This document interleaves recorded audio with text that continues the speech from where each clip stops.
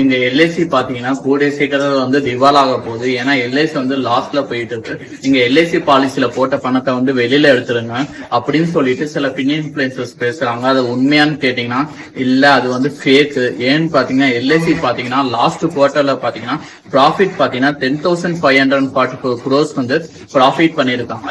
அதுவும் இல்லாம எல்ஐசி பாத்தீங்கன்னா சாவரின் கேரண்டிக்கு சாவரின் கேரண்டினா என்னன்னு பாத்தீங்கன்னா எல்ஐசி வந்து நல்லா ப்ராஃபிட் பண்ணிட்டு இருக்காங்க. இன்கேஸ் எல்ஐசி ப்ராஃபிட் பண்ணாம லாஸ் பண்ணாலுமே கவர்மெண்ட் வந்து நம்ம பணத்தை வந்து திரும்பி கொடுத்துருவாங்க. சோ நீங்க வந்து எல்ஐசில வந்து இன்சூரன்ஸ் பாலிசி வந்து பயப்படாம எடுக்கலாம். நீங்க பணக்காரங்க பேச்ச கேட்டு நீங்க வந்து பாலிசி எடுக்காம இருக்காதீங்க.